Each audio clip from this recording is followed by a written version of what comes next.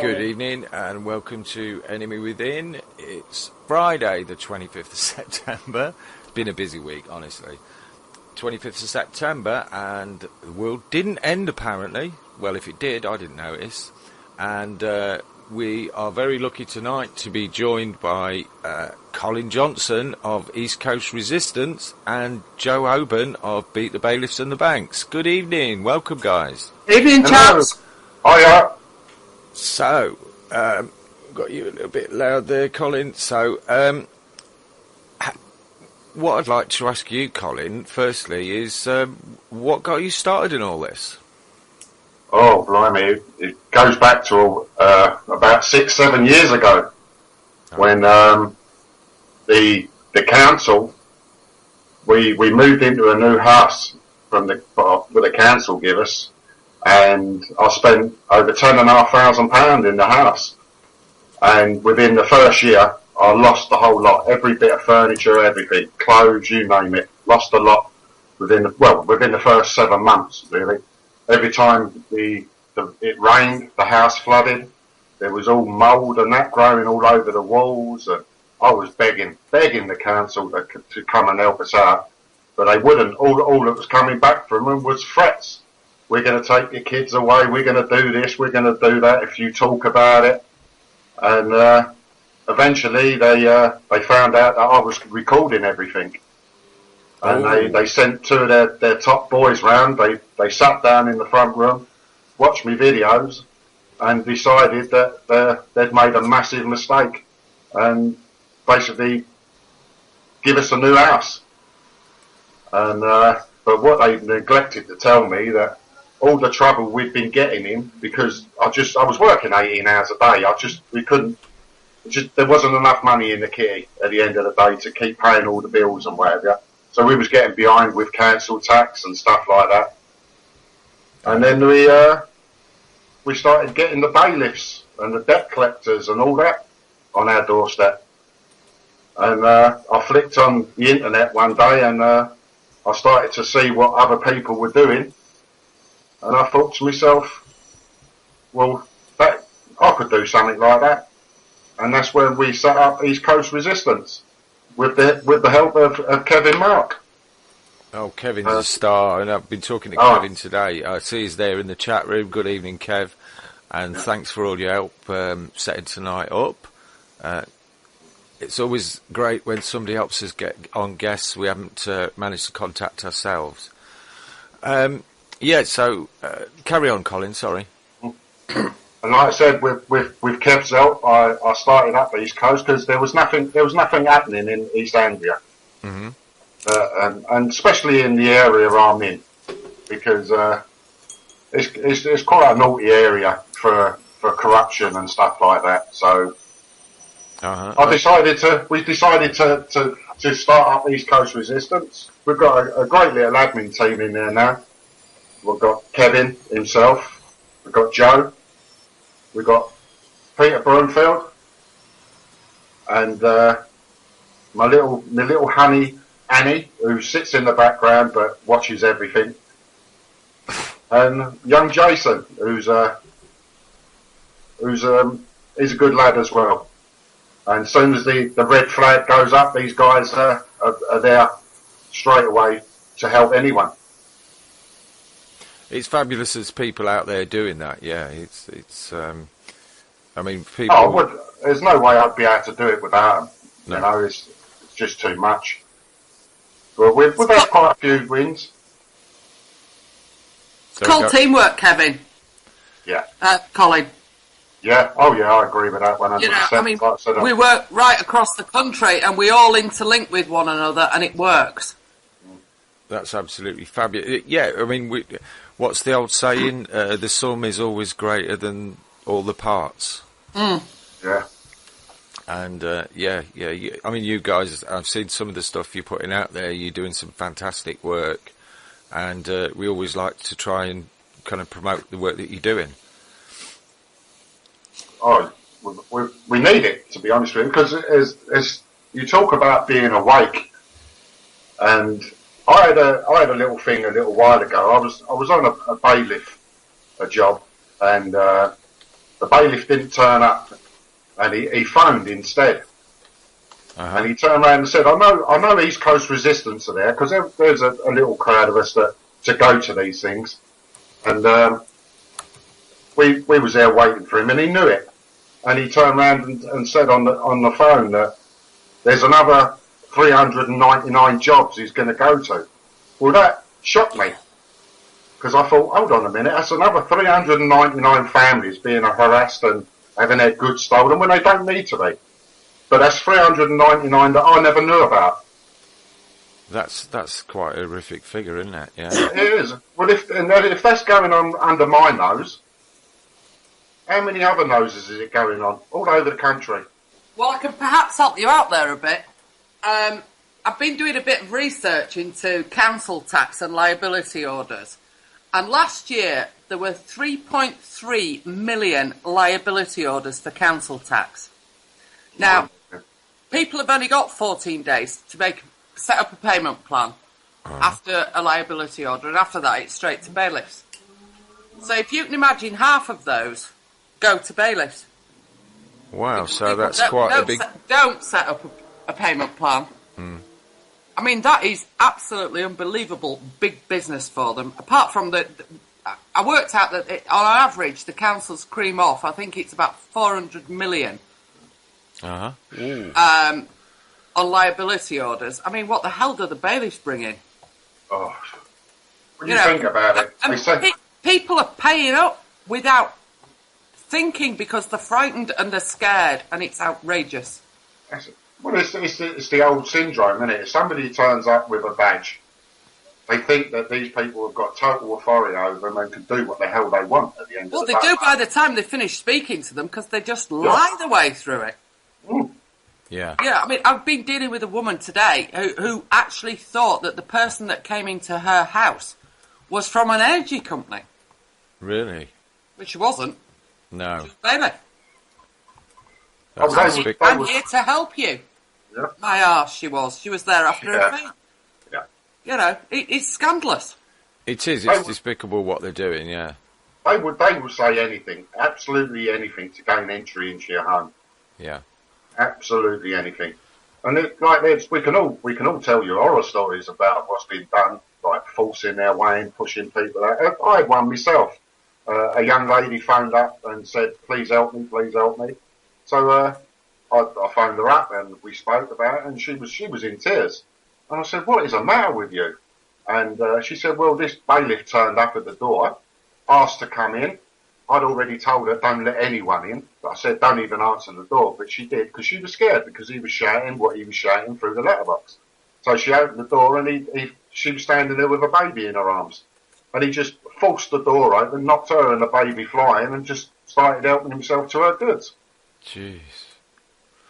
She was lucky that she had a good neighbour who come down and just give him some money to get him away, you know. Because if she hadn't had that neighbour, he would have just helped himself to all her goods, and then police would have come down and done absolutely nothing, even though they know that they haven't got the right to do what they're doing. But we know this is happening all over the country, that police are facilitating this. I think part of the problem is, Colin, that the police actually don't know. And that is a major problem. I mean, the police do not know what Section 26 is. They don't know the implications of it, and they don't know the difference between a civil warrant of control and a criminal warrant of control. They see the word warrant, and that immediately to them invokes right to force entry. Well, no, it doesn't. No. And they just don't understand. They don't get it. I mean, we spend time and again explaining to them the difference. Now, you get a decent bobby, and they'll stand and they'll listen and they'll understand, and they will twig. But you get a complete knobhead and you've had it. They're not interested. You know, the red key's there and they're in. Yeah. And they actually assist. You know, they're not even standing by in case there's a breach of a peace. They actually assist. Yeah. And it's got to stop. Well, we saw that at Wesley Ahmed's, where they came and tried to chisel the hinges off his door, even though they're not allowed to do that. Well, that was funny because they didn't get the red key out. No, but sadly, a couple of weeks later, there's a mate of mine, Jason Holmes. I don't know if you've seen his. I know Jason. Yeah. And that was horrific what they did to Jason. Yes, Yeah. it was, and I mean, there's a guy who's had a heart attack and 2 strokes. His son's on, I believe he needs insulin, so that needs to be kept in the fridge with a constant supply of electricity. He's type 1 diabetes, isn't he? That's right, yeah. So, And, but that on that day was absolutely horrendous. I know we were trying to help him, but the problem was he was trying to deal with it himself, and so you do sometimes lose people. yeah. I hope to God Jason is following it through. I've seen various things that have happened since. I've spoke to him lately, and yeah, he's kind of he's been beset by more air commas bad luck, but they seem to be really trying to nail Jason for whatever reason. But he's not going to give up. No, he won't. I don't think he will, and nor should he. I mean, what happened there was absolutely scandalous. Mm-hmm. Absolutely scandalous. And fortunately for Jason, it's on video. Absolutely, yeah. And that is the power that people have to use video evidence, record. There's no arguing with it. It's there. It can be seen. And they say a picture says 1,000 words, and it does. Mm-hmm. Oh, yeah. But again, when people are vulnerable and the bailiffs turn up without warning, it's very difficult to say to them, start recording, because you're trying to speak to them on the phone, you're trying to get them to record, and they don't know whether it's Christmas Day or Pancake Tuesday, and they're absolutely scared stupid. So it's a very difficult situation. I know of preference, I would rather, if we know bailiffs are coming, I'd rather have all the information and get somebody set up, ready and waiting, like we did with Wesley. We knew what was coming that day, we were ready for it. They weren't. And it makes half of the a whole problem. Difference. That's half of the battle, Joe, and it is actually getting to here before they're actually banging on the door. Because how many calls do we get where bailiffs are actually kicking the front doors, taking the cars away, when it's actually happening, instead of giving tipped off? Absolutely, and that sadly is more often the case than not. And then you've got to try and get people there to help. You've got to be on the phone to try and help, and sometimes it's an absolutely hopeless situation because you're doing as much as you can, but there isn't sufficient time. And I keep posting time and again, if you get a notice of enforcement, let us know about it. Let's sort it out before they brain your door down. Yeah. Because you don't know whether they're doing that legitimately or not, because people don't understand the difference between civil and criminal and the right to force entry and the right not to force entry. And they get all confused and they let them in. And to be honest, sometimes letting them in isn't a bad thing because they're not going to be able to levy on any goods, as they call them, because people don't have the stuff that they can take. And sometimes it is better to say, well, come in, have a look round and piss off. Yeah. Actually, strangely enough, years ago, Joe, I worked for my local council. Although I wasn't doing a bailiff's job, I was based in the bailiff's office. Yeah. And I got some stories about what they used to get up to, and quite often they found that they'd seize goods, and when these goods were sold at the auctions, which weren't actually publicised, so it's only a little closed circle that get to go to these auctions, they were sold for ridiculously low amounts of money, and it actually added to the debt once they sold the goods. Well, thereby hangs a different issue, you see, because if they remove goods, they are supposed to remove goods that cover the debt and the fees. Yeah. And if they don't, then it's a nulla bona return, and they've got to return it as insufficient goods. So the problem that they've got these days is they are more accountable than perhaps they were then. And can they actually now come back to a debtor and say, well, actually, we removed X, Y, and Z goods, but now we want A, B, and C? They're going to be in trouble if they try it. Right, yeah. So we had a little spate of bailiffs attacking for people's cars, and it just happened to be my son. He phoned me up, Dad, I've got bailiffs trying to nick my car. they've clamped it up and everything. I don't know sort of nothing about it. It's to do with an old car. And lucky enough, there was Joe and Kevin that sort of got on the phone, explained, because the police were there and everything. I was threatening, weren't they, Joe? They were threatening to rip him out the car and all sorts. They were. And lucky enough, Kev got on and pointed out to the copper about the Section 26. And the copper took it on board, lucky enough, because there was two Yeah, but bands. you know what pissed me off about that, Colin? Yeah. I'd spent hours talking to the police, and there was one policeman there, and he was a male chauvinist pig, and because I was a woman, he wouldn't bloody listen to me. Yeah. Yeah. And Absolutely, I was so cross. Well, Kevin got onto the phone to him. Well, I don't know if it's the same copper because there was quite a few of them now. I think it was a different one, actually. And Kevin explained to him about the Section 26 and how he's liable. And the guy took it on board, walked away, looked it up on his phone, and then come back, knocked on the window, and said to me, Danny, we in your window, Danny, and we won't be pulling you out. Goodbye. And they all just jumped in their vans and shut off. Absolutely. Yeah. And that should have happened a couple of hours before it actually did. Yeah. That was a six. Yeah. But it goes on all day, every day. And I do worry. I remember when Pace came in and all the police were trained on it. It was training session after training session after training session because they needed to know.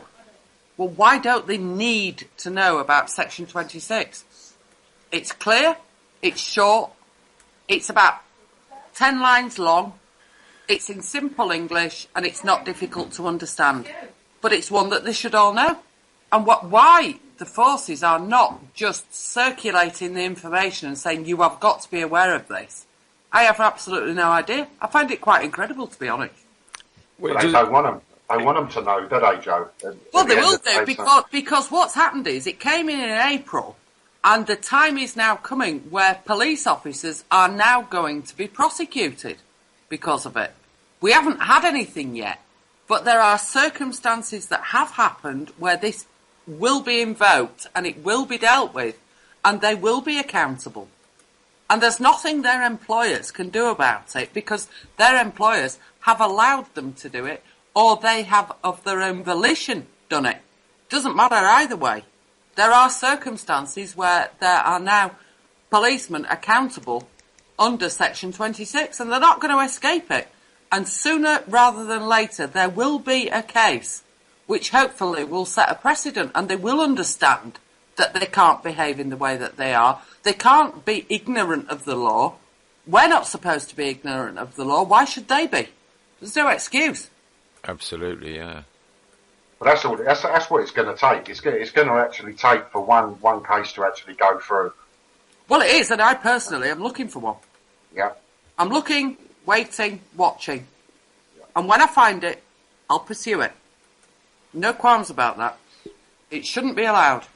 I think from other people we've talked to in this kind of subject area, it seems there's a lot of people trying to get something something in court on Section 26 and other things. I mean, a lot of people who are having victories in these departments, they'd rather ignore them than let them go to court and make case law. I don't know. I think if you get the right person and you explain to them what they're doing, I think they'll go with it. Uh-huh. And to be honest, if they've actually encountered a problem where Section 26 is the criteria about some misnomer or some event that has happened, then they're going to be traumatised about it. And people that have faced that situation will do one of two things. Either they'll back off and say, I don't want any more to do with it, I've had enough, I'm traumatised enough. Or they'll say, stuff that, I want to go for it. And we need the person that will say, we'll go for it. And then we will. So it's at the end of the day, they're just following unlawful orders at the end of the day. And there's where your problem is you've got the hierarchy that are keeping the Section 26 away from the ordinary PC on the street. Because half of the time, it's the top boys that are calling all the shots. as we've seen right across YouTube, there's enough videos out there to prove that point. Well, there is, but it's getting somebody to do something about it, isn't it? And that's what we need. We need case law. Yeah. We'll get it. We might have to wait for it, but we'll you know, there are things afoot that I'm involved in that there's a serious possibility that will be dealt with, and the police will be accountable. It will only take one case for them to wake up and smell the coffee. But that's only half of it, isn't it? Though, at the end of the day, Joe, is if we it's only a small element. Yeah, only a small element. Because we know about how the bailiffs are operating. The bailiffs are operating well out of their remit, well out. Well, they're getting away with it. Absolutely, and they are just operating a money-making machine. Yeah. It's nothing more, nothing less. It's, 75 quid for a letter. Well, I'm sorry, that is absolutely scandalous. Yeah. Accepting that they are guidelines to have brought everything into line, and okay, even if you go with that, to write a compliance stage letter, 75 quid, what do they do? Nothing. Well, it's only a template that they put somebody's name into, isn't it? And just click the button and boom, there it goes. So 75 quid for that is really taking a mick, isn't it? I think so. Letters, aren't they? It ain't as if they're sitting there and actually writing the letter. No. They're just printing them off. Do you know, I think my biggest grievance about bailiffs, who I hate with vengeance, is the way that they deal with things. If they actually did their job, which, let's face it, has been around for hundreds of years, if they did it correctly, we wouldn't have a leg to stand on. No. We wouldn't have any arguments, and we wouldn't be on radio now discussing it. But the problem is, they don't. They do not. They're acting totally unlawfully then. Yeah. They act completely outside their remit. I mean, they don't identify themselves. They lie to debtors. I mean, we're going to remove your kids. What's that all about? Yeah, Under what's what that got to do with the debt? Yeah. With a warrant of control, can you remove somebody's children? It's just bollocks. But you've got a single mother with young kids who's told that we're just waiting for social services to turn up because we're going to remove your kids. What's she going to do? Of course, you're going to do exactly what you're told, aren't you? Just out of pure blind fear. It's the lies that I don't like. It's the way that they go about it. And, going back to Wesley's with his gas warrant, that locksmith, drill the lock, fine, failed. So he then starts to take the bolts out of the hinges. Yeah. Not within his remit. Did anybody stop him? No. Did he succeed? No. But nobody stopped him. Nobody said, you've overstepped the mark. Well, there were quite a few people there telling him, Joe, but because I was on the Skype call there, I was watching it all the same as you were. Quite a few people there telling him, but he just ignored them. Not listening. Yeah. Not listening at all. Because he knows at the end of the day, he's going to go back to his office and they're going to give him a pat on the back. You've done well there. Well, he didn't do. No, of course he never. But that's what's happening. It's just like when I see the thing myself, that particular job, and that police sergeant, I do believe she was, turned around and said, "I'm here to assist the gas people." Yes, she did. Yes, she did. I'm here to assist them, and they're not. Nope. Well, and that's the big fail to understand. And I've just got a little... The other thing is that bailiffs think that they can ring the police and get their support. And which that's they wrong. are getting. Yeah, but they are getting that. And they do sometimes, not all of the time. Sometimes, more recently, I think the police are waking up. I think they are actually listening to us. And they are actually backing off, as they did in Dan's case. Yeah. They are grasping it. But you've got to force feed them it, and you shouldn't have to. See, that particular case what you're talking about made me giggle, really, because it took the constable to walk away and have a look on his phone to realise, hold on, we're getting ourselves in a position, yeah? Yeah. Which made him, if he hadn't had his phone or didn't have the internet on his phone, the chances are he would have smashed the window and dragged him out. Yeah. Can I just say good evening to Wes, who's listening? Yeah, I've just spotted him. He's there in the chat room. Welcome, Wes. Got a lot of good feedback after the show you did. And interestingly enough, I got a message from one of our regular guests that it was, she wasn't sure whether it was Canada or USA, but it was being blocked from viewing on YouTube there. So I got another comment saying if you keep getting views on this, it will be taken down.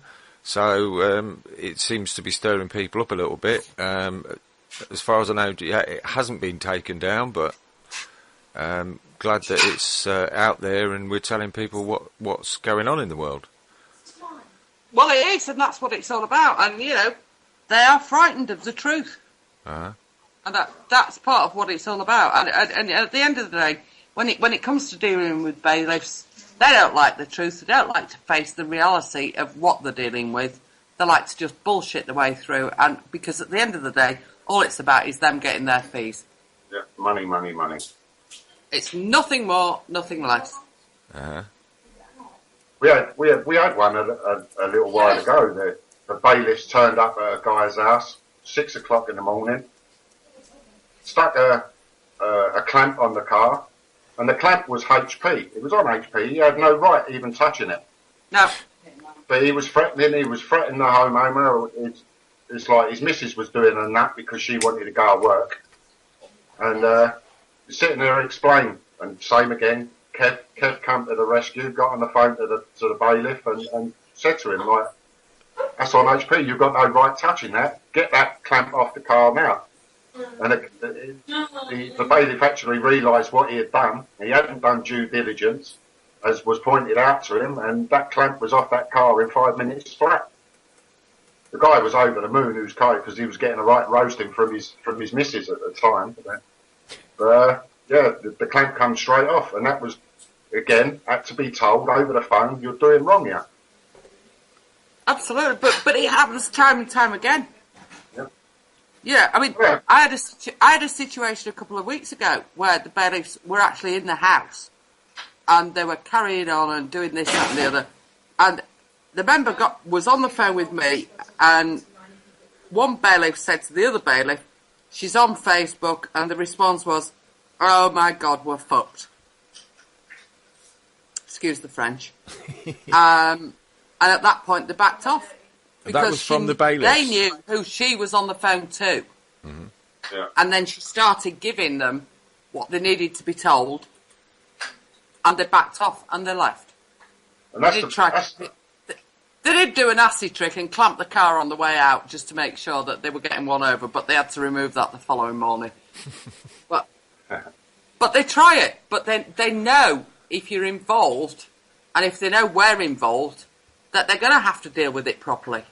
Yeah. And it's wrong.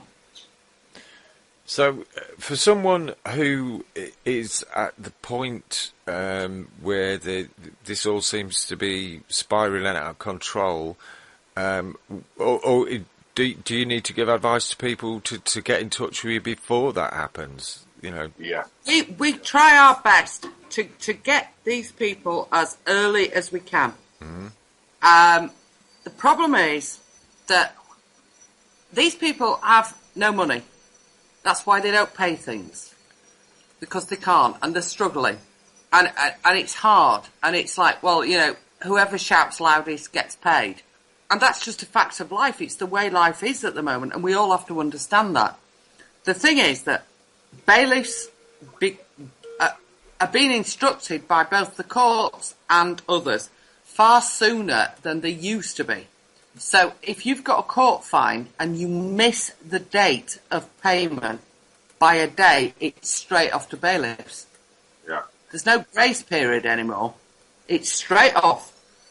Council tax. They don't have an internal collections department anymore. They get the liability order. If there's nothing set up in 14 days, straight off to bailiffs. And so you're setting off on the back foot that you can't sort these people out beforehand if they don't tell you about it. And so they're already on the back foot. And so you try and sort them out beforehand if you can, and you try and get them organised. But sometimes they have no warning, and the first thing they do know is the bailiff's on the door. Now, obviously, if it's a criminal fine and they're threatening to force entry, you've got a different type of problem. If it's council tax or a parking fine or anything else, county court judgment, whatever, you just say, just keep your doors locked. But people don't know what to do, and it's trying to educate people to understand what they can do and what they can't do. And there is this mass confusion about what they can and can't do. And when you look at threads on Beat the Bailiffs, people with the best will in the world are trying to give the right information, but sometimes it is hopelessly the wrong thing because they themselves don't understand. So it's very difficult. But if we can get them soon enough, we've got more chance of sorting out what the problem is and keeping the bailiffs away from the door. If we don't get it soon enough, then we have to deal with what we have to deal with. So that's the same thing I had the same problem with, I don't know if you've seen my YouTube channel, I had Mr. Oxley. Who, yeah, Joe knows. Well, he turned up at the door, and what it was over £30. It was a £50 court fine that the other half had received for a little bump that she had in a public car park. And they nicked her for undue care and attention. And it wasn't her fault, but it's because I was known, and I was known to them, and I'd give them a bit of shit, as we should say. They took it out on her. Well, anyway, she got a £50 fine, and she said, "Well, I ain't going to pay it all at once. They can have it in dribs and drabs." I said, "Well, just make sure you sort it out." Well, anyway, they give her a card that she had to pay £5 a week on.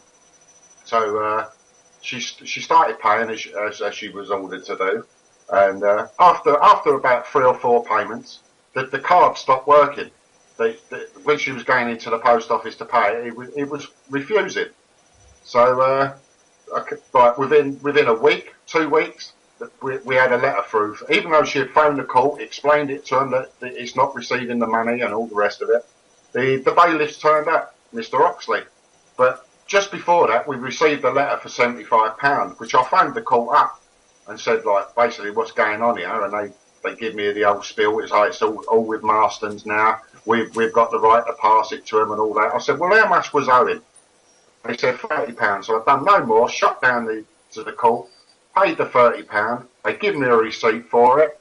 So as far as I was concerned, the warrant or whatever they had was null and void. There was nothing they could. But Oxley turned up, and he was after £300 and odd pound, and what that was £235 for him coming and knock on the door, plus the £75 for the letter. And I'll say it again, I wasn't my finest moment with me actually losing my temper with the bailiff. I shouldn't have done it, but I did. I was caught up in the moment. And he just pushed all the right buttons that day. Yeah, well, maybe Andy's song is that his pal Ken has done for you is appropriate. Well, actually, it's funny you should mention that, because I was just about to say, I know it's 40 minutes in, and I don't know if anybody wants to make a brew or have a wee break. By the way, that's standard People's Internet Radio joke. Because we've got our surprise guest standing by and ready to come in, so if we put that on now, we can drag him in, and we'll be back to you in a couple of minutes, folks, if that's all right with you. That's fine by me. Okie doke.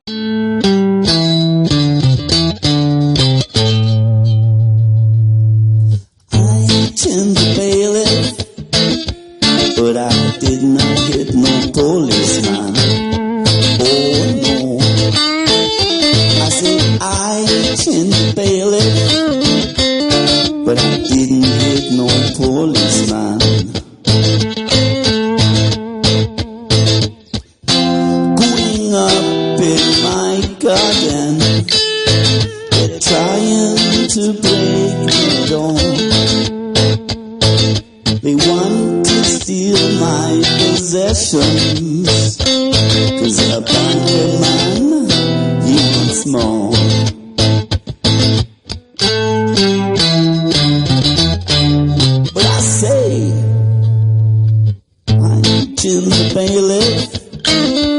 but I swear it was in self-defense. I chinned the bailiff, oh, and say it is a violent offense. Bailiff man always hated me.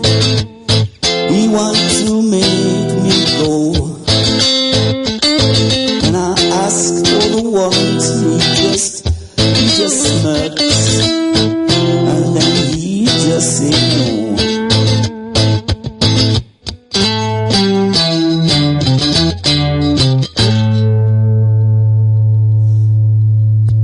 I chinned the bailiff, but I swear it was in self-defense. I say I chinned the bailiff, but I swear it was in self-defense. He was a big boy. For 25 years I paid my way. The banker, he want more. Bailiff man says I can't stay now, he's breaking down the door. I can take no more.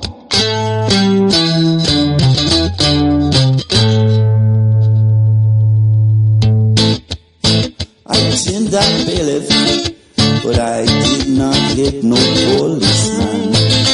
Oh, no. I chinned the bailiff, but I did not hit no policeman.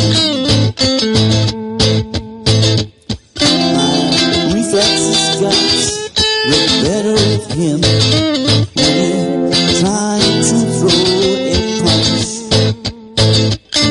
I dodged the blow and I took him down. He's out to lunch. I don't took one punch.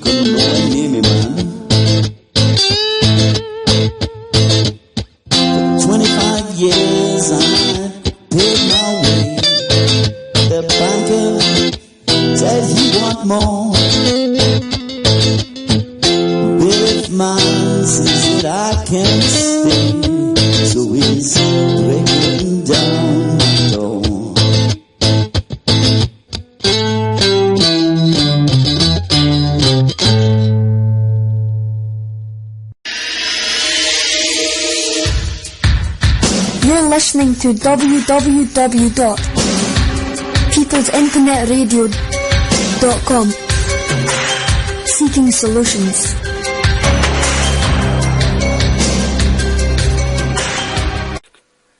Good evening and welcome back to Enemy Within on peoplesinternetradio.com, where we are indeed seeking solutions. Now, I'm sure most of you are aware, but for anyone who isn't, we do fund this station entirely on listener donations. So if you like the work we're doing and you can spare a few pounds, shekels or dollars or whatever it is you've got in your pocket to help us out, then if you could pop over to the site and just underneath the player there's a donate button on there, and you can throw in a few pounds, or if you've got it spare, a few 100,000. They're all welcome, and we'd be glad of your donations. It helps keep the lights on and keep our internet going and things like that. So thank you very much for that. And now back to our guests. We've already introduced you to Colin Johnson and Joe Hoban.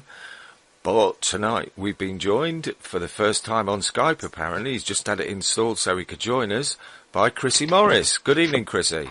Hello, mate. Thank you very much for inviting me. And, this is my first time ever on Skype, so be gentle. I'm busting my cherry.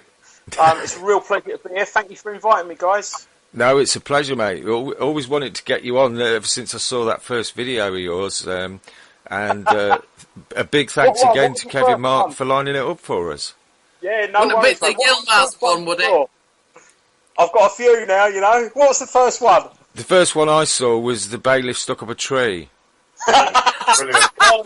That's about that was me my- on a very, very bored day, because for every decent call I must make about 5 or 6 crap ones. Most of them ain't airworthy due to, concerns from the people that I'm calling for, getting their consent and stuff like that. But I'd had enough that day, and I decided just to have some fun at Newland's expense, I think it was. So, and the poor guy's still up the tree now. My mum's in now, though. She got bored. The dogs are still barking every now and then. She didn't light the fire then? I've got to say this though, Chrissy. I showed that video to my mother, who's 80, and she absolutely loved it. And I think she's actually on YouTube now, and I think she's subscribed to your channel because she can't get enough of what you've been posting. She absolutely loves it. And I don't think she's any idea about the law or the implications or anything. She just loves what you post. She'd watch the videos. She does. It's her Friday. Guys. I think you learn things a lot better if they're funny. You take things in when they're funny. If you can add a little bit of comedy, with some decent information and put it across. And one of the most important things for me is that, if people can laugh at these wrong-uns, if they can sort of like get that little bit of confidence from sort of like, watching them be humiliated a little bit and sort of like, the ridiculousness of some of the stuff that's going on. It gives people that confidence, gives people that little bit of education and confidence, and hopefully more and more people will start doing it as well. Yeah, I'm with you there, Chrissy. We cover some pretty dark subjects, people losing their homes bad enough, but when we had Wes on the other week with deaths in custody, we cover a lot of what's going on with the child sexual abuse. It's very dark, but usually if you can kind of get a little bit of humour into, without laughing at people who are involved, without laughing at the subject, just kind of finding a bit of humour somewhere, it kind of lightens the load a bit, doesn't it? That's it. I think you reach out to a much wider audience, because there's most people out there who are prepared to laugh. There's not a lot of people out there that are prepared to sort of like look into the deep dark recesses of it all, So when you go on about like the VIP paedophilia and stuff like that, you can switch a lot of people off just simply because it's too much for them. If you can get that little comedy thing in and just start to sort of open their minds a little bit, you'll get more in, mate. You'll get more in. It does help. It does help because it puts a different perspective on things for people. And if they're actually enjoying what they're listening about, and hopefully they can be educated at the same time, then it kills two birds with one stone. Laughter diminishes fear.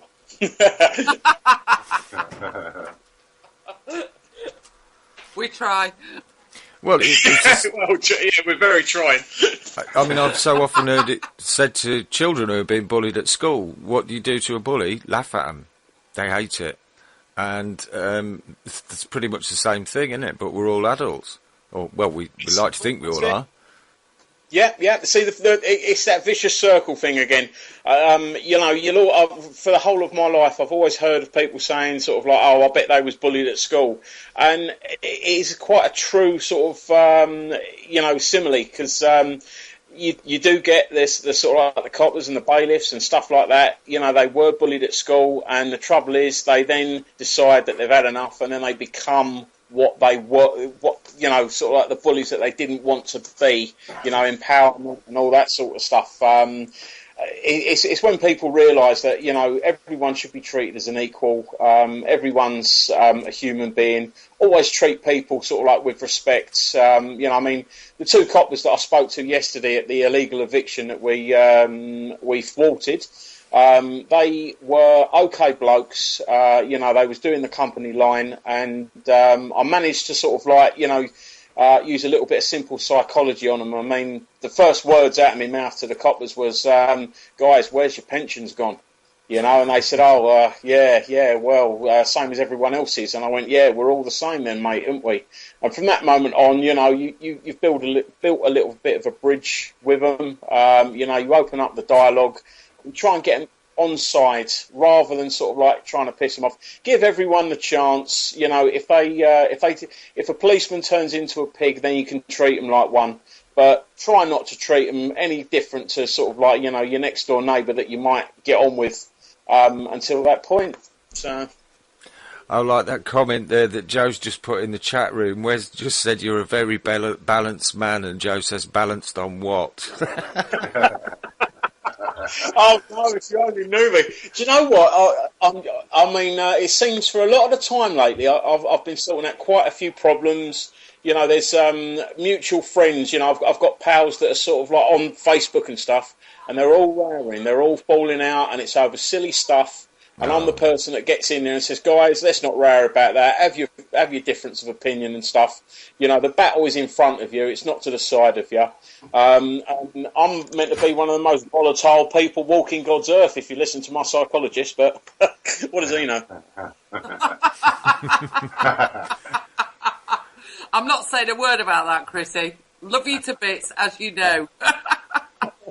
All he said was that he was getting a different job and that he'd be moving. He couldn't speak to me anymore.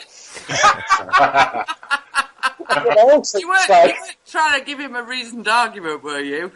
No. I go in there and ask them what they think about Milgram. Do you know about Milgram, Joe? It was an obedience experiment. They just after the Second World War, a guy called Milgram, funny enough, he got a load of people together, and he dressed himself up in a white coat with a clipboard. He told the people that he was testing that there was another person in the room next door that was being hooked up to sort of like a machine that give out electric shocks. And what he done was he said, I'm going to ask a question. If you get the question wrong, you've got to shock them. And every time they got a question wrong, the shock went up. Yeah. And he kept on, the people would look because they could hear the screaming from the next room of an actor. And eventually, it got to sort of like really blood-curdling screams and sort of like no-nos and all that sort of stuff. And the people would look at the bloke in the white coat and the clipboard, and he'd go, you need to proceed. Do it. They would carry on. And even after they thought the person had died because they couldn't hear nothing, they would continue to give out these shocks. Basically, what it was like ordinary people were taking orders from people that they thought were doctors, medically qualified, and all that sort of stuff without questioning it. And that is where, a lot of the problems in society come from. It's because when you're told to do something by someone that you think is in authority, a lot of people, I think it turned out sort of like 85% or something silly like that. It was a very high degree of the people taking this test. They went ahead and done exactly what they was told in the full knowledge that believing that the guy in the room had either passed out or died, and they carried on giving him these shocks just because they was told to by a bloke in a white coat, really. And it just goes back to the sort of like, the old Second World War Nazis and stuff like that. If you're told what to do by someone you think's in authority, you do it? Sadly, a lot of the people do. I think the good thing is, though, anyone listening to this now, you would have passed the Milgram experiment. You would have turned round to the guy in the white coat and say, I ain't going to do this no more, mate, this is wrong. Or, hopefully, you would have turned around and said, tell you what, how about you do it? Stop telling me what to do, you do it. And that's a good thing. to say to, any time you think that you're doing something that's wrong, or you get told to do something that you think is wrong in any way, just look at the person that's told you to do it and say to them, why don't you do it? You do it. It's so simple, We'd be a lot better world if we just questioned what we're told to do. You're absolutely right, Chrissy. Absolutely. Oh, Joe. But I had a similar thing myself a little while ago with a security guard. I was doing a little thing, and that was funny. Yeah. Well, he said the same thing. He said to me, "You can't film outside here." I said, "Why?" And he said, "Because my boss told me to." Well, who's your boss? Brilliant. Yeah. Who's your boss to tell me what to do? You know what I mean? But this is what, like Chrissy just said, at the end of the day, they're told to do something, they will do it. Yeah. Yeah. Without question. Without question. I'm glad you spoke up there, Colin, because Wes was saying, "Where's Colin gone?" I said he's still on the line, but he's just added the hardest word in the dictionary is no, and it is bloody hard to say no to people, isn't it? No. I don't find it difficult. No, it's not hard to say no if you know what you're talking about. Well, that's the trouble. We've all been indoctrinated into just going along to get along, do whatever you can to get an easy life, don't rock the boat, you must obey authority and all this kind of garbage. Why? Who says you should obey authority? It's dinged into kids from day one at school, isn't it? Authority's a bad thing. Authority can be cover for a lot of, a lot of the wrong things. It's if anyone's seen the YouTube video. Sorry, guys, are you still there? Yeah, it's still here, mate. Yeah. It all went quiet on the phone. Being a technophobe, I was a bit worried. I pressed the button. I'm not leaving you, don't worry. One of the things I've done yesterday, the two coppers were standing there, and I needed to try and win them over. And the new way I've got of explaining to people, I sat down one day and worked out a little bit of an argument that's pretty hard to beat. And I said to the coppers, I said, do you know, out of these three things, what do you think is the most important? Is it morals? Is it power, or is it authority? And they looked at each other as if to say, oh, what the bloody hell, I was expecting me to come out with freedom of the land stuff, I suppose. But when they answered, they said, well, sort of like, what do you mean, mate? What do you mean? So I said, well, look at it this way, yeah? I've got the power to jump onto your car right now and do a poo. And they looked at each other. They looked at each other as if to say, like, really? But it got them. And they sort of smiled at me. And I went, no, honestly, officer, if I wanted to, I could get onto your car and I could do a poo on your car. I wouldn't have the authority to do it, but I have got the power to do it. And they sort of like looked at each other and nodded. And then I said, and then you've got authority. If I went to a court and asked a court if I could take a poo on your car and they gave me the authority to do it, I would have the power to do it and the authority to do it. They're starting to smile a little bit now, and I know I'm winning. I said, but if I then got onto the roof of your car, pulled my pants down, started going to poo, that would prove I've got the power. The court would say I've got the authority. But if a young kid walked past and started seeing me, I wouldn't be happy with that. Now, morally, I'd be wrong to be doing what I'd be doing if a child was watching. So, morally, I have lost. And no matter if I've got whatever power I've got, whatever authority I've got, I haven't got the morals. Morally, I shouldn't be doing that. So morals trump power and authority. Now, them bailiffs, they've got the power to kick that door in and retake it home. They've got the authority, apparently, because they've got a warrant that we haven't seen yet, all that. But, morally, have they got the right to basically make this elderly, vulnerable, bereaved woman homeless? And they couldn't agree. Obviously they couldn't not agree with it. And I went, now that's you've got the power, you've got the authority, but you haven't got the moral ground to do this. Morals trump everything. If it ain't right, even if a court says it is, even if you've got the power to do it, if it's not right, you shouldn't do it. And it was that moment that basically started swinging them coppers around. Colin, what happened with them security guards in the end? 'Cause I remember watching it, mate, but I can't think what happened at the end of it. Oh, he ran back in his office. He decided the. Sorry. Retreat. Yeah. He basically went in his office and slammed the door, and that was the end of that. He actually didn't want any part of it. No. He come out and give him the spiel and tried to give it Colin what for, and totally failed because it was just twaddle. And he went to hide. Yeah. See, if he'd come out to me and said, "Look, do me a favour, mate. My bosses get the right arsehole with me if I let people film up here, because it is shall we say, sensitive around that area." And if he'd come out and said, "Look, do me a favour, mate, just knock it on the head," the chances are I would have done that. Yeah. But it's because he come out and started calling me an effing prick and all that, and that was it. That's like waving a red flag to a bull. Yeah. And I always remember my old nan, she used to talk to me about wasp traps.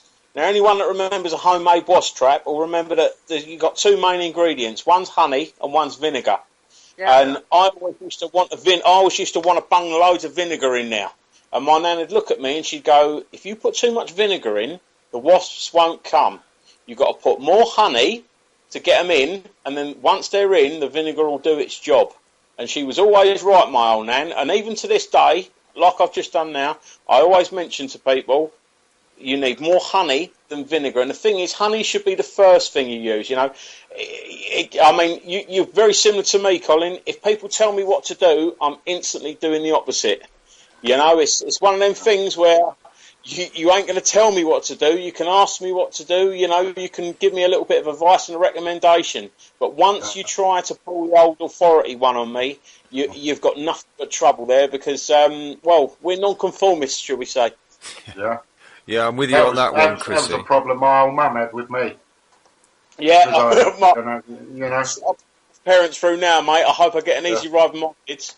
Yeah, I agree with that 100%. Well, yeah, I mean, that's kind of the sort of guy. I think we're all pretty much like that, all of us that are speaking out now, because, I mean, I had to pack up work in my early 40s because of a spinal injury, and I'd already had 60-odd jobs by that time, including several years of being self-employed. So my attitude was, when somebody started telling me, "You will do this, you must do that," and I'm like, there's one finger up yours, I can go get another job. And that's what I always did. But there's so many people, "Oh, I need this job because I need it to pay this, that, and I can't survive without the job." That they just obey unquestioningly, and you know, no defence in the Nuremberg trials, was it? No, but I think the problem with employment is it's the fear of the unknown. Yeah. And so people do conform and they do stick with what they've got because they're frightened of what they might have to face in the future. And I get that. My boss said, I must do. Yeah. I've not had a boss now for 15, 20 years now. No, got to be 15, 17 years, I'd say, roughly. I've worked for myself now, and I've never been happier because, it's the old live to work. If you live to work, you know, you're never going to be happy. You've got to work to live. Just do enough. Time is the most important thing. Money, money comes and goes. Money does give you options. You know, I'm not saying that sort of like everyone should do without money, but you know, I've got friends that they get up at sort of like 5 o'clock in the morning. They're on the road at 5:30. They get to their job wherever it is at 8 o'clock. They finish their job at sort of like 5 o'clock. By the time they're home, it's sort of 8, 9 o'clock at night and all that. And the thing is, mate, they're not seeing their children, they're not bringing up their family, they're paying a wage, and they've got no spare money at the end of the week. You know, it's just it's a slave existence. You know, and anyone that has ever sort of like seen anyone pass in a hospital or anything can tell you that there's no one on their deathbed will be saying, shit, I wish I earned more money. They'll all be saying, I wish I had more time. Time is the most precious thing, and it's the most precious gift. You know, it's, that's the one. Oh, my children are throwing stuff around. Do you know, I've had a rude awakening with that in the last few years. I have been historically a workaholic, and because of health issues, I did re-evaluate my life, and I have a totally different perspective now to what I did 5 years ago. Totally. Yeah. And it is all centred around time is precious. Yeah. Well, you get people saying so much, oh, you only live once. Well, why not start living it? Yeah. Well, you've got to live it, and that's the point, because there's no second chance. That's it. It's not a dress rehearsal. You're here. You're in it, and you make of it what you can. I think the problem is, with the economic crisis that we've had and one thing and another, living life has become so much of a difficulty for so many people that they actually can't see the wood for the trees because they are just struggling to survive. And that is one of the fundamental problems that we deal with day in, day out. Yeah. Joe, you got that one right there, mate. I always say to people, I mean, there's two questions I ask anyone that I think sort of like having the battle about what they want and what they need, you know. And I always say to them, ask what you want and then ask what you need. Now, everything that's associated with what I want can possibly get you into trouble or, you know, basically waste your time because you're forever going to be wanting this and wanting that.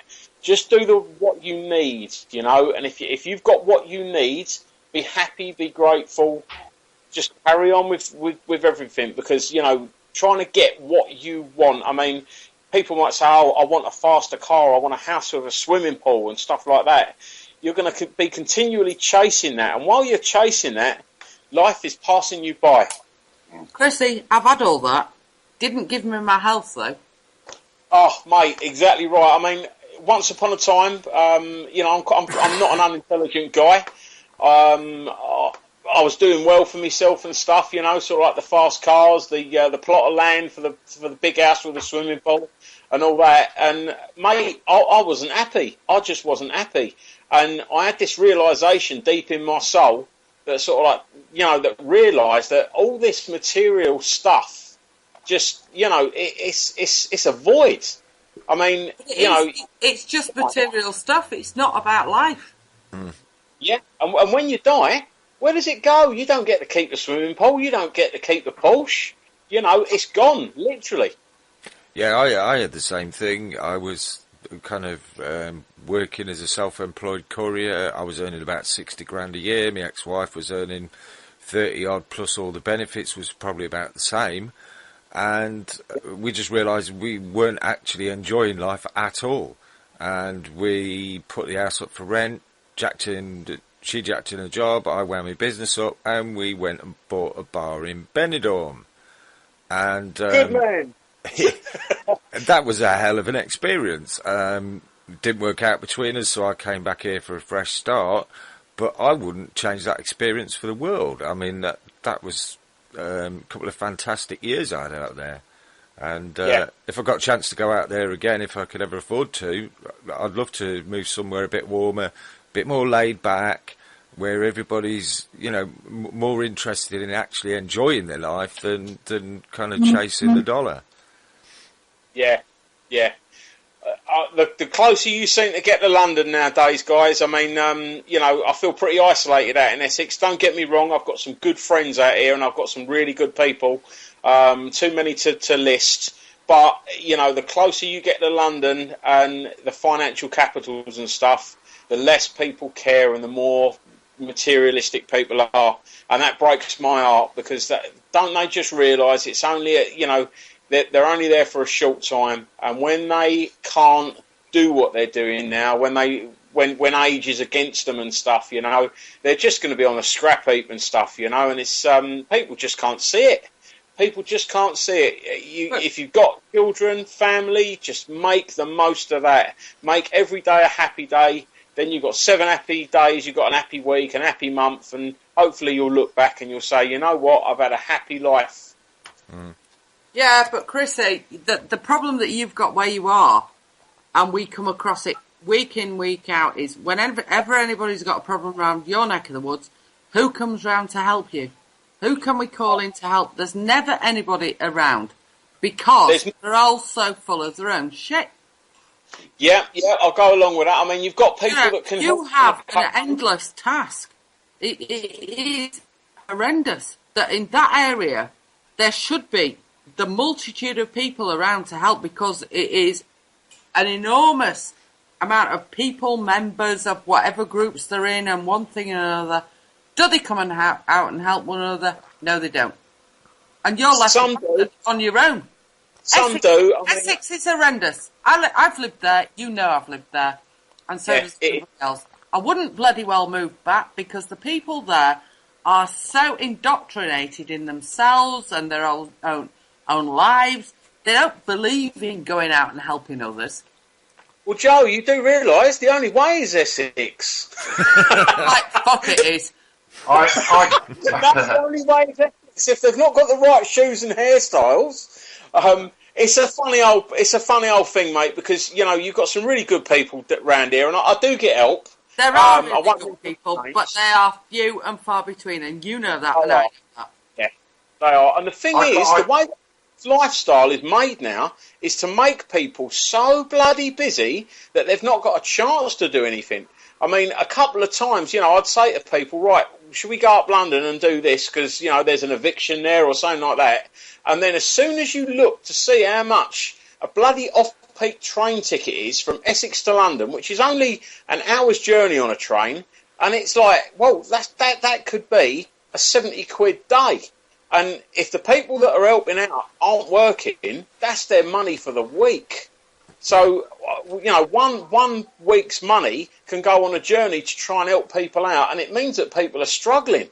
And, I think the establishment like it that way. They like it that people that will help will have to pay out the nose to help, to get places and to do things. So it's just the nature of the beast, sadly. Yeah. But on the other side of that, I call it the I'm all right Jack syndrome. Bang on, Colin. They see what's going on. It's not affecting them in any way, and it's why should I get involved? Yeah. Why should I? Bang on. I said it better myself, Carl, bruv. I think it's a hard situation, but that comes back to what Colin and I were talking about at the beginning of the show about that the need for help across the UK with everybody and the interaction that we all have to try and put the bailiffs in their place. But it's pocketed. And the difficulty is that unless we have people everywhere, we're not going to be able to assist where we need to assist. And that is a serious problem. That's where I'm sorry, go on. Sorry, Colin, go on, mate. Go on, Colin. Yeah. Well, I agree with what you're saying there, Joe, but with East Coast Resistance, I've got a little clique that as soon as the flag goes up, they're there. Some of these guys are working and all that. As soon as the phone call goes out, someone needs an hand, they drop everything, which I'm pretty lucky for. And like you said, but on a lot of these sites and that, people are not, there's the odd few. It's always the same faces doing the job. Yeah. And it's, see, that's half of the battle that we've got to get out there at the end of the day. We've got to train, whatever you want to call it, Yep. More people to basically start getting involved. We need more people to commit to helping when there is an issue. I mean, I'm in Yorkshire now. I know a lot of people think I'm in Essex, but I'm not. I'm in Yorkshire, and quite honestly, there's bugger all goes on here. The only shout we had was one who the guy was a complete tosspot and deserved it, and even then I was still prepared to go out and help him. And I had messages saying, "Are you having a laugh?" And it's like, well, nothing happens round here. I want to go do something. But at the end of the day, we need boots on the ground that are ready and available, that can, if we've got something in Cardiff, or if we've got something in Newcastle, or if we've got something in Cornwall, wherever it is, we know that we can say, right, we need help here.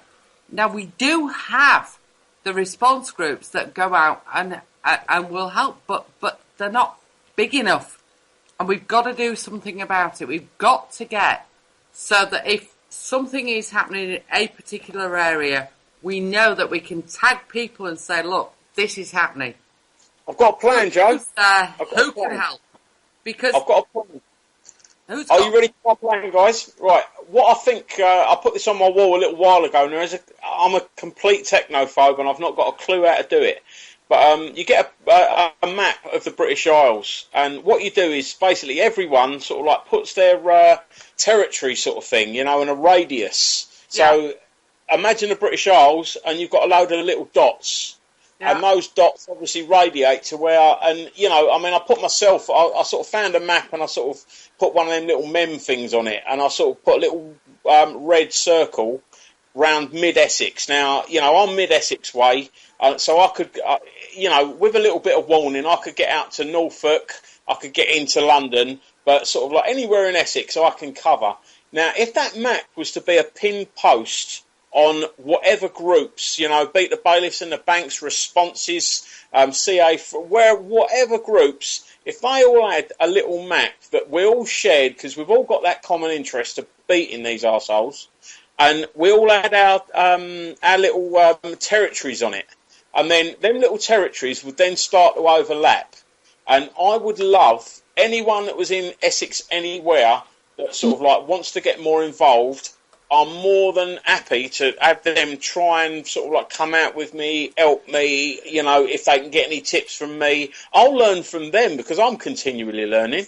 But yeah, if we could get a little British Isles map and put a radius, of every person on there, and when someone had a bit of trouble, they just look at the map and they go, right, he's in that area, he's exactly who to go for, rather than putting up sort of like for, I don't know, Leicester, and then go, right, who lives in Leicester? And we're all sitting there tapping our fingers. Well, that's the problem. That is the problem. That you've got a nucleus of people that you can call on that are in certain areas, but there are people that you don't know about. Yeah, and they're the people we need to tap in. And if they was to put on, for instance, that map, their radius, that their area, what they could do, and sort of like roughly when they could do it, that way, it'd be a one-stop shop. We'd just have to look at the old map and go, right, who's put down that they're near that? Because that's where we need the boots. Yeah. See, that's after the battle, isn't it, Chrissy? It's happening everywhere. Yeah. And we can only spread ourselves a certain way. We can't deal with every single thing that's going on. I don't know. Well, I know we will have a go, but sometimes it's just impossible, isn't it? It's just impossible. Well, it is, but I, for one, will never let anybody down. No. Not intentionally. Never. I agree. Even if I'm on the phone, I will not leave them at all until we've got rid of those fuckers out of the house, away from the property, car unclamped, whatever it is. I will not leave them. Never. I went to Tom Crawford's in the summer. The local bailiff that hadn't been seen for a month did three people I know whilst I was at Tom Crawford's.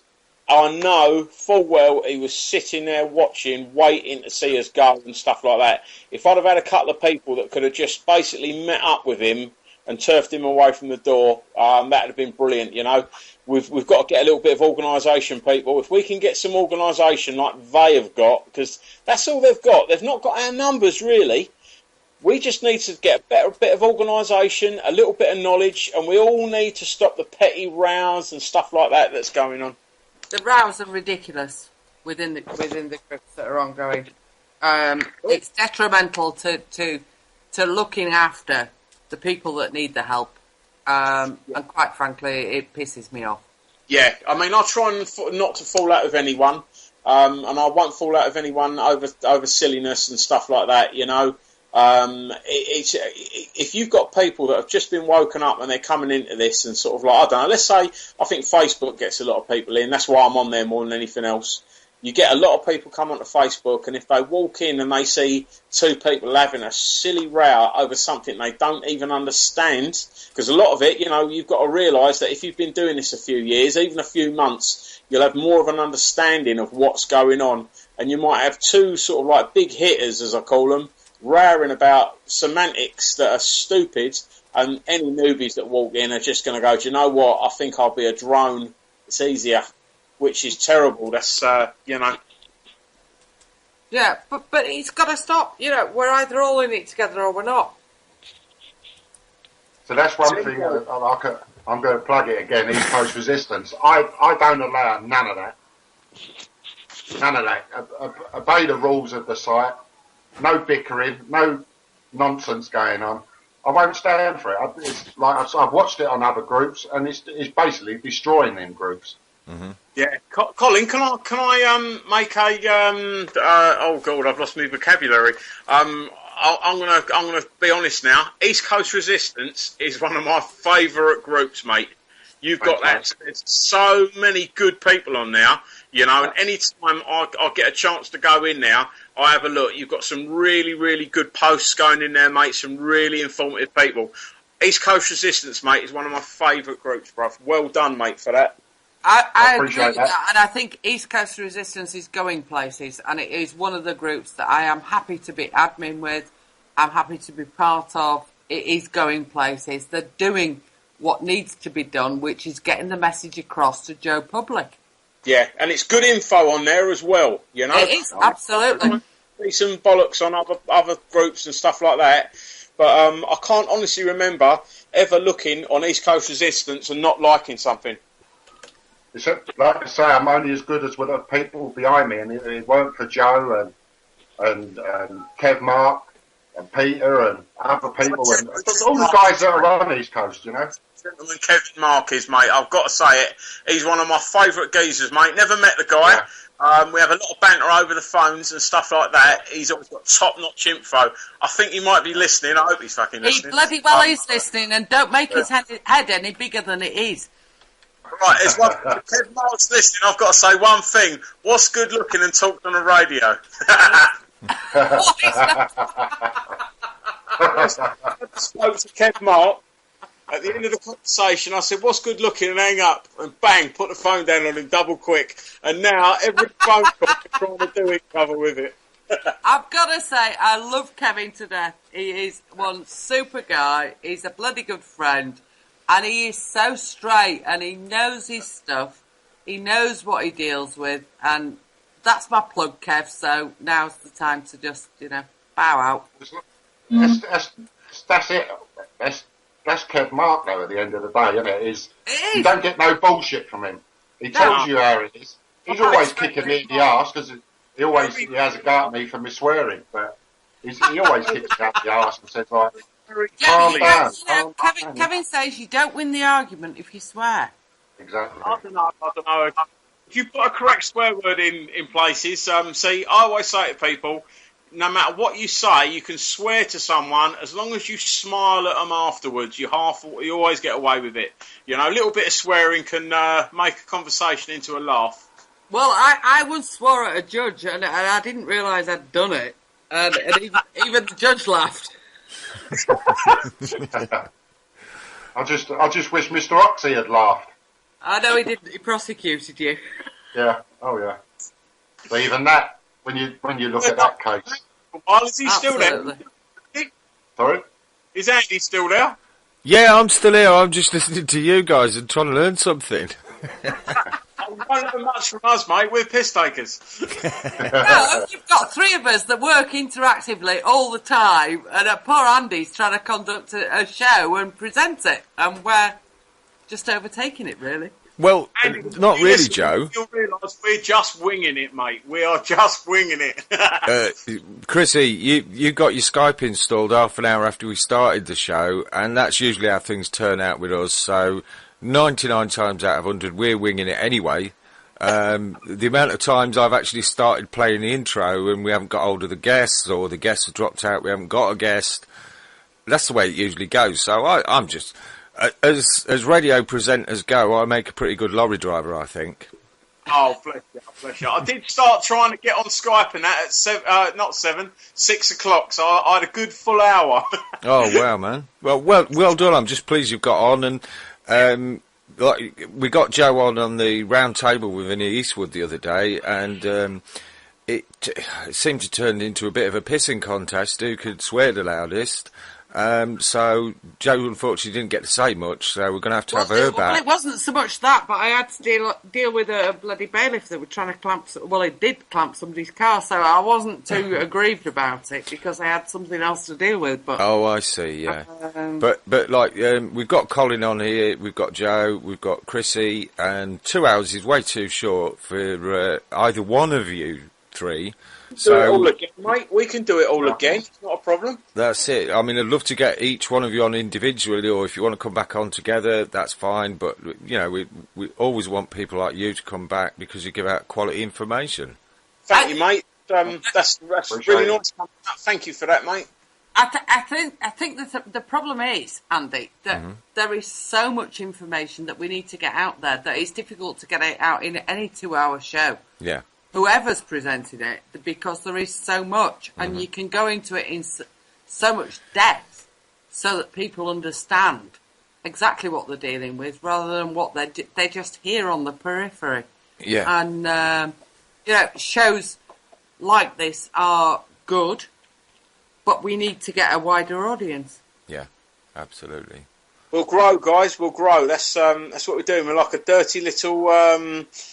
disease, aren't we? Little truth disease, growing and growing and growing, and they can't stop us either. Absolutely. But they're having a bloody good go. We'll beat them. We'll beat them. I'm very certain of that, mate. You can't hide the truth, you know. What is it? The sun, the moon, and the truth. The three things that are guaranteed to come out. Nice one, Chrissy.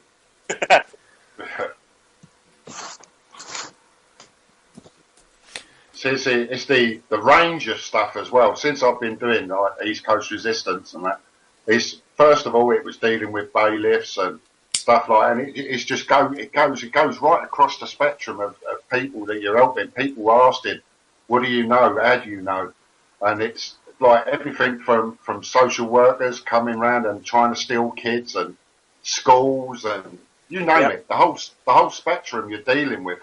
And I'll be honest with you, I've had some calls and I've spoken to people, and it's just left me in floods of tears. As big as and ugly as I am, it's just left me in floods of tears because the people were hurting out there. Yeah. I done a young lady that was at a school. She had a bit of a run-in with one of her teachers, and she boxes at my boxing club, and I felt sorry for her because she was like, I could really do with knowing what to say about this and what to say about that. So I took on board what she was doing and all that, and I had to look into it, and I'll give the school a quick ring. And I ended up doing a little video on it, and it was only on the school uniform type thing. And then within sort of like an hour, I think I had sort of like, probably 30 or 40 people asking me about all sorts of different stuff from... holiday fines to lunch boxes to bullying. Oh, mate. And, it's every time I touch on a new subject, I realise what a shithole, around every subject is. It's amazing. Go on, Colin. No, go on, mate. It's just that little list that you just mentioned is, I'm dealing with someone at the moment. I've contacted Joe the other day about it. A young lady who's she's got health problems. The school where her kids go is like 4 miles away from her house. And the kids have been late a few times. Now this girl's paying £400 a month to taxi her kids to this school, and sometimes because of her, she's got bad legs and stuff like that. She has a little problem of getting there and there bang on time, even though the school is fully aware of her troubles. But the headmistress there is basically a tyrant. I did stick it up a little part of it on my YouTube channel. What I've been dealing with her. But basically, what they've done is they've been fining her left, right, and centre, and she just can't pay these fines, and they basically have been trying to get her in court. And the social workers and the school phoned up her mother on the day of the court hearing and phoned up and said, "We're going to get Christy put in prison. Can you take her kids? And if you don't take them, we're going to put them in a home." And that's where we are at the moment with it. But I filmed them actually in her house, basically saying they want to sit in her house for a morning, noon, and night. It's absolutely mind blowing what they're actually doing to her. And this is all for gratification from themselves, you know. And we know about the £5,000 every time a school reports a kid to the social workers and whatever. We know about all that. Social workers get as well, yeah. Yeah, we know about it all, and that is rife in Norfolk at the moment. There's a lot of it going on, a lot of it, and I'm just dealing with one case, but I've heard of so many other stories where this is happening.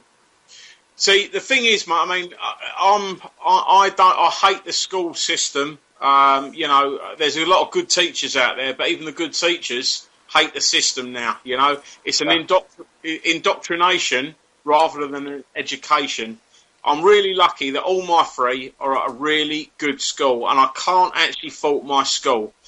The thing is, the last few weeks, I've been listening to some of the other parents, and I'm starting to think, hang on a minute, I must be getting some sort of like really exemplary treatment from that school. What they're telling me, I just, you know, I can't imagine them trying to pull on me and my family. And it just seems to me that sort of like, you know, if you're uninformed, you're a target.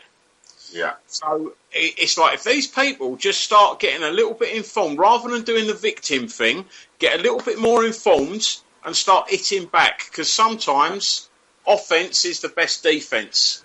And, you know, I had someone the other week going about the school fines thing. And, you know, I've not been cleared to say too much about it. So obviously I can't go into any details. But the long and short of it is that they've always got to say that the child is ill. I mean, I looked into the law of it, and the law of it states that the only reason a child can have time off is if they're unwell. So you give your child that time off. If the school say anything, you tell them that they're unwell. If the school try and say that they're going to take you to court, let them do it, and then just say it, because basically the burden is still going to be with the school to prove that your child was ill, not for you to prove that your child was unwell, you know. So you've just got to say to them, my child was ill, my child was ill, my child was ill. Whatever they say, you go with a sick note card.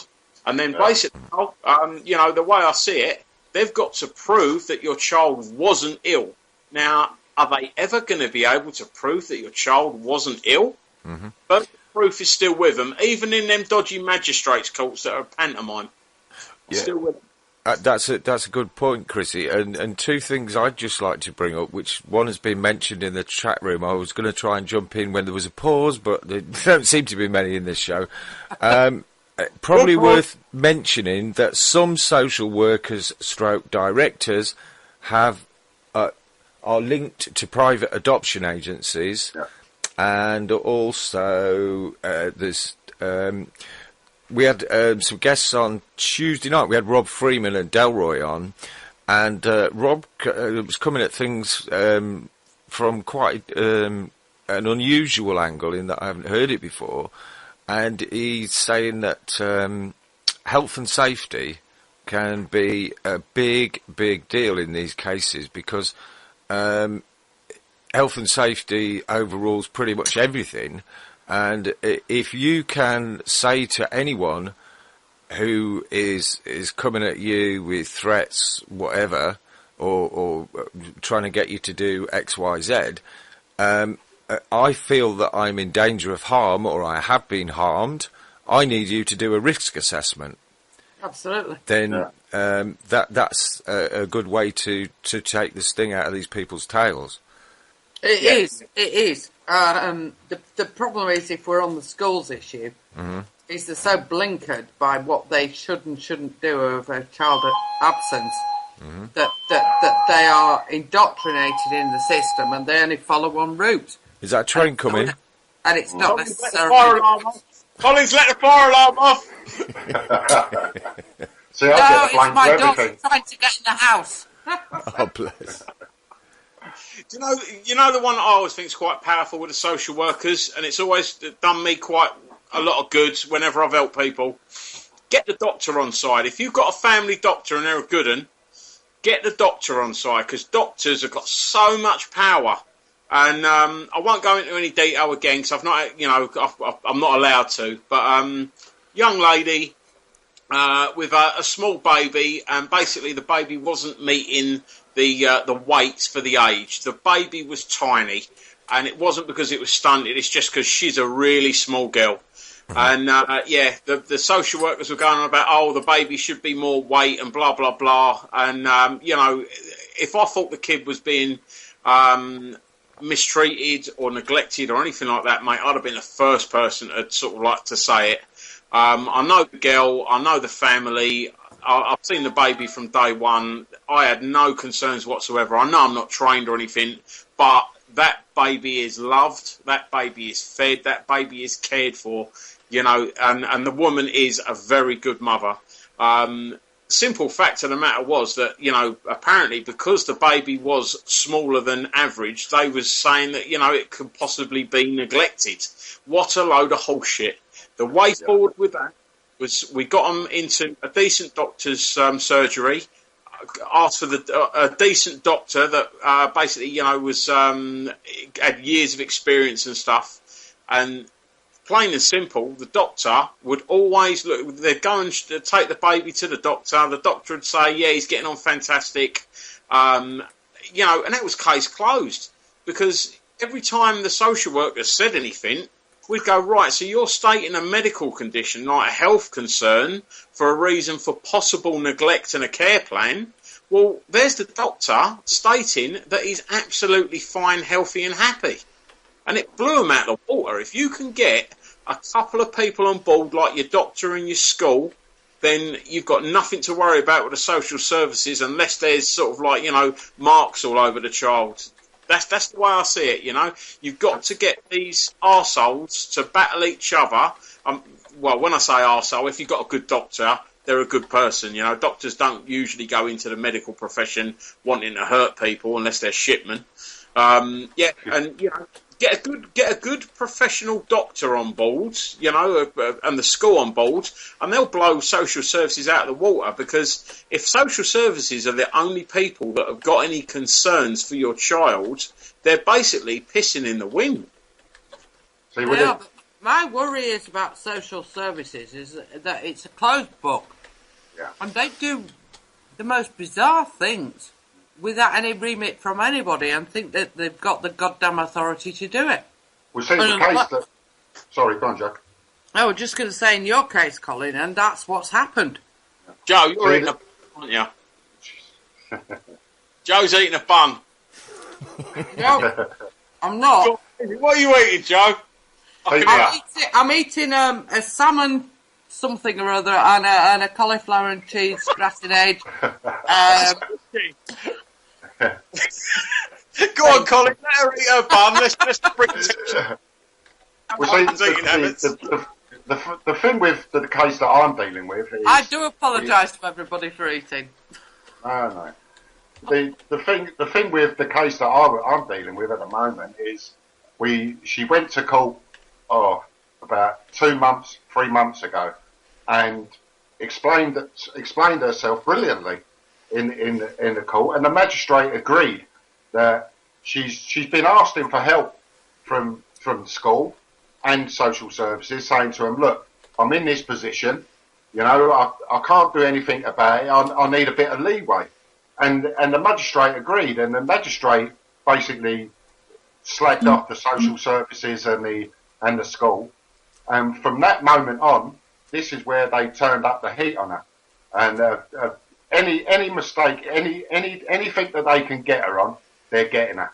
And even comes down to the child was out in the playground, got a lunchbox out. You know what kids like, throw the lid down on the floor. There was a bit of dirt on the lid. So when the child's come back into the school, the teacher or whatever seen this bit of dirt on the lid, and straight away they put a complaint in that she's sending her into school with a dirty lunchbox, and the food as well. She's got her own problems. The child, she's got a touch of autism and stuff like that. And anyone who's got an autistic kid, like I have myself, and they're very, very fussy eaters, and there's only a certain thing that they will eat.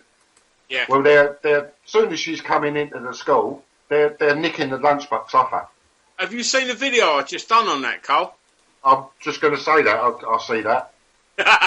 Mate, I did that with a friend of mine. A friend of mine asked, and they went and done that a few months ago.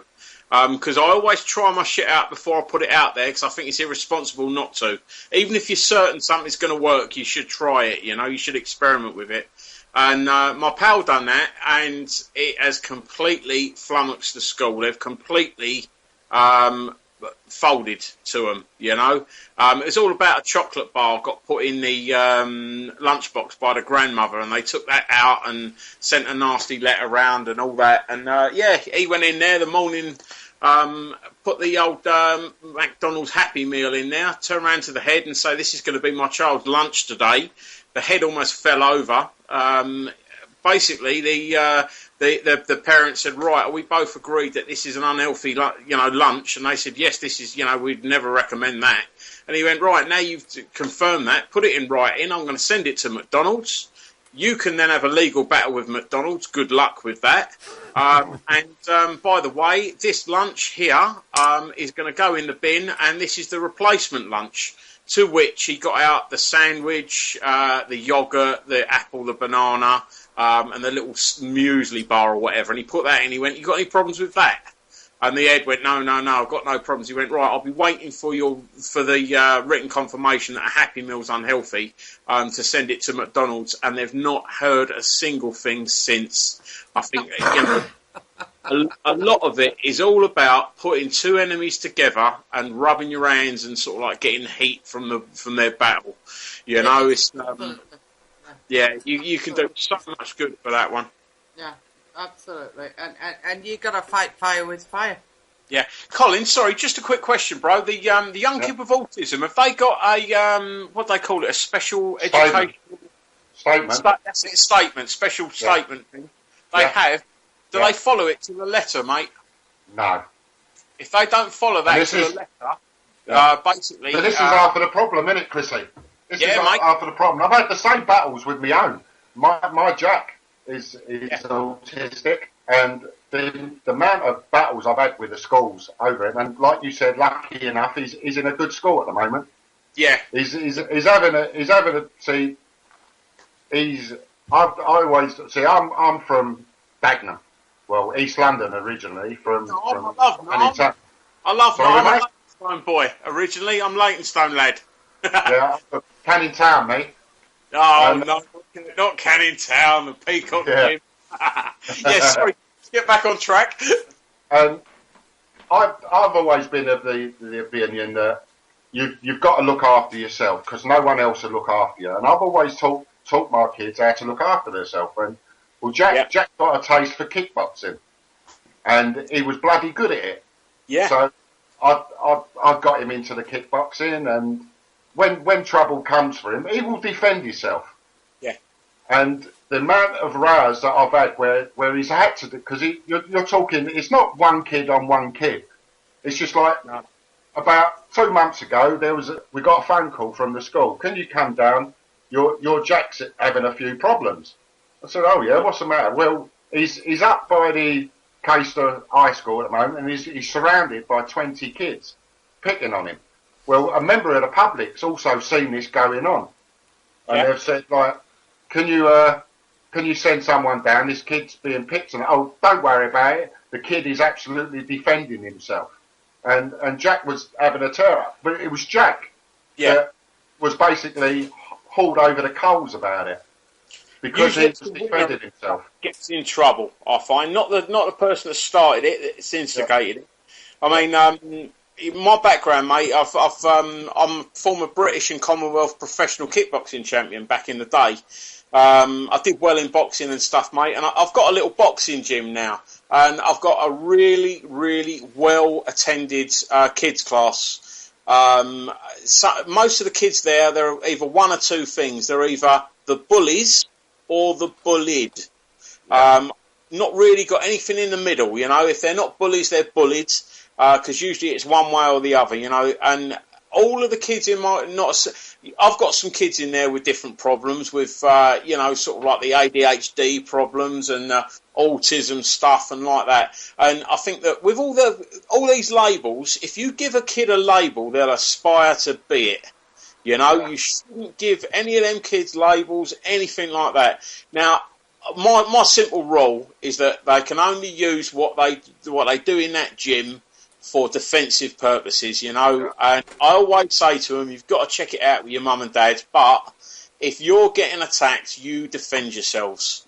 You know, it's like telling a kid if they fall in water not to swim.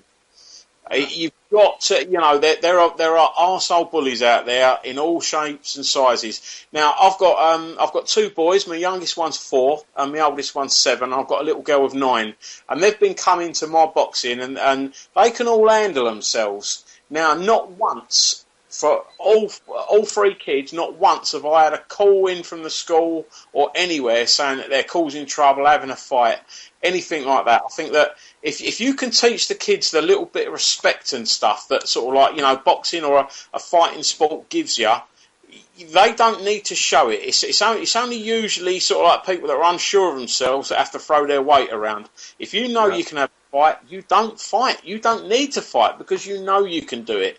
You know.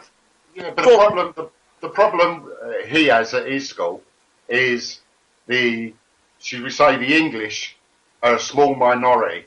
They've been pumping a lot of foreign children up here. Yeah. And they're basically taking over the school, and they're going round in groups, basically picking on the minorities. Is it a language problem? I wouldn't say that, because he has got some friends, Portuguese he's got who teaches him the language. You know, he's got quite a good knowledge of different languages where he's learnt from friends he has there. Yeah. It just seems like there's a crowds that basically go around picking on whoever they can pick on, and it just happens that Jack won't stand for it. He just will not stand for it. Yeah, I mean, I love telling the school teachers, you know, sort of like, what right have they got to tell children they're not allowed to defend themselves? You know, Britain's law states, common law states that you're allowed to defend yourself, you know. Moral, natural law, it all states that if someone's putting it on you, you're allowed to defend yourself. At the end of the day, you know, you've got the school saying, oh, you can't do this and you should have told me. Well, how can I tell you something, teacher, when I'm getting hit? I need to act at the moment. I need to defend myself. And the law states that I'm entitled to defend myself, you know. Some of the teachers are living in a bit of a dream world where they think that children can sort their troubles out verbally. Kids haven't got a good grasp of language and stuff like that, you know. I mean, I always tell my boxers, my little, you know, juniors and that, they walk away from trouble. If they think trouble's coming, they walk away from trouble. But they must defend themselves if they're attacked. So, well, can I just interject here, because I've got a situation with one of my children, and it's really, really fucking me off. She has a problem with one of her teachers where he is, I consider, bullying her. Yeah. Now, it's her maths teacher. She needs a maths GCSE. She's taking that at the end of this year. If I can't sort this situation out now, she's not going to get the tuition that I know that she needs to gain that GCSE. Now, I've been met with, it's my daughter's problem. It's her attitude, it's her this, it's her that, it's her the other. which is all fine and dandy, but why is it only in maths? If she was a problem child, why isn't it across all subjects? Why is it only one subject? It takes two people to have a personality clash. Absolutely. Absolutely. Now...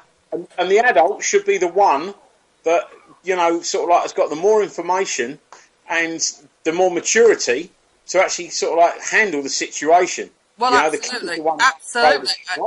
And this came to a head at the end of last term. And I said I was going to put formal complaint in about this teacher. And over the summer holidays, I talked to my daughter and I thought, okay, let's just sort it out. And I said to her, look, you know, new term, new start, one thing or another. Anyway, his wife had gone off and had a baby. And he'd got a couple of weeks paternity leave, whatever it was he had. And they got a supply teacher.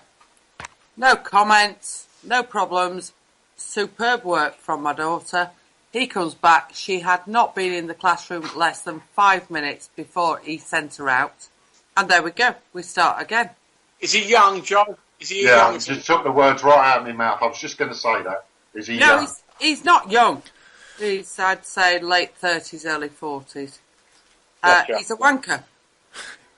Yeah. But he's taken on the wrong person, because what he doesn't realise is that I will not let this drop. I've now put a formal complaint in with the school. But what he doesn't get is that I am a former governor of that school that was responsible for the implementing of, A, the bullying policy that was implemented umpteen years ago, and I formulated it, and B, the staffing policy. And he's going to have to deal with me on Tuesday. The bullying problem doesn't just go to the pupils. It goes to the staff. Exactly. I drafted it. It's my policy. And it's still implemented in that school now. And he doesn't realise it, but he is going to have to deal with me. I am not having any teacher carrying on the way that he is towards my daughter unnecessarily. It's outrageous. Joe? It's not happening. Joe? Yes, darling? Are you meeting them on Tuesday? What?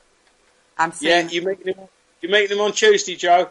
I'm meeting him, the head of house, the deputy head, and the year manager. I feel quite sorry for him. Yeah, I was just going to say that. Fuck their luck. You know? Yeah, wouldn't want to be in his shoes, Their would you? problem, not mine. Exactly. Guys, can I change the subject just quickly? There's something I've been meaning to do for a while, and I mean, I've just had not the time to do it. I'd like to put it just out on the air, if that's okay. Is that all right with you, Andy? Yeah, please go for it. We're getting to the close, so the last couple of minutes will be with you then, if that's all right, Chrissy. Okay, yeah, no one else minds. It's I was just going to say, has everyone had these electoral register and household registration forms in? In the bin. Yeah. Now I've done a lot of. Oh, my little boy's joining us. Come here. I'm on the radio. Hang on.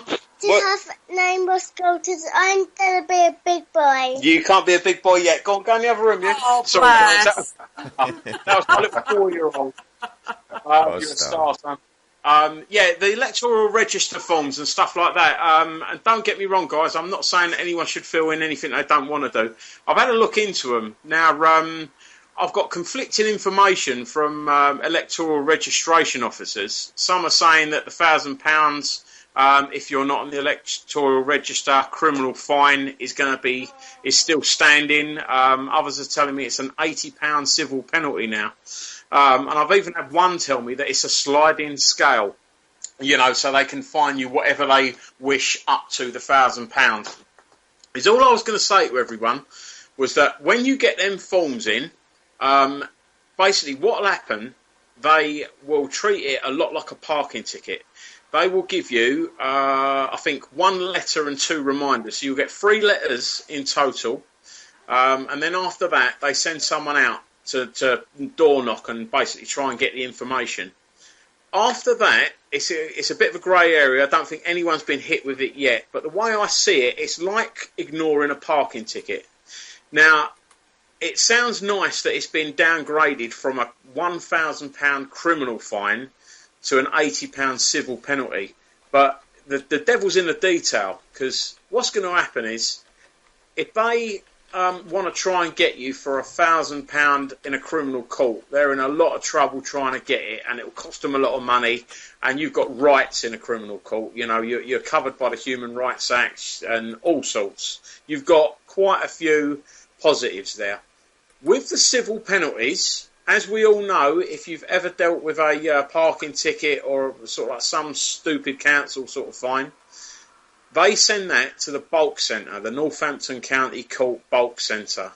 And at the bulk centre all they are is rubber stamping clowns. And what will happen is you won't get a chance to contest it. You won't get a chance to argue it. They'll go to the bulk centre, register it there, and then anyone, and this is for anyone that's over 18 in any household, they will get an £80 civil penalty come through, just like a parking ticket, that is almost impossible to fight. And it will end up with bailiffs going round to your house, and they won't be able to force entry, but they will be able to harass you, to clamp your car, and to steal the gnomes in your garden. It's just so everyone's aware, because I see a lot of posts now where people say, I ain't effing doing it, they can't do shit, and all that sort of stuff. And I'm completely with, because I'm off the grid, but there's quite a few people that I know that won't be doing it, but I've had the time to explain to them that, they've got to make sure that what I call the end game is taken care of. And the end game is basically covering the worst case scenario. For instance, making sure all your doors are locked so that they can't fall, they can't get the peaceful entry, and making sure that your car is taken care of, as in someone else's name, on a finance, in a trust, anything like that, so that they can't come along and clamp your car and successfully, sort of blackmail the money out of you. If you've got all your if you've got the end game covered, you can not sign that and not have to worry about it. And all you then do is play silly games with the bailiffs. You hang out the top window and go, what can you do, mate? And they've got to say, well, we can seize goods. How are you going to seize goods if you don't get in the house because you can't force entry? That sort of stuff. It's just we can get a locksmith. That's brilliant, Chrissy, and thank you ever so much. Thank you, Colin, and thank you, Joe. But we're right in the last half minute of the show. Thank you so much for coming on. I'd love to get you all back on whenever you can come on in the future. Pleasure, Andy. Thank you for any time. And I'd just like to say to everyone, we're on truthfrequencyradio.com, and we'll be streaming it on PIR tomorrow. We've got Paul Webster on. He's got some new information to put out there, apparently. Stay tuned for Martin Farrell, and Uniquely will be following him. And good night, all. Thank you. Thank you, people. Thank you. Cheers. Thank you.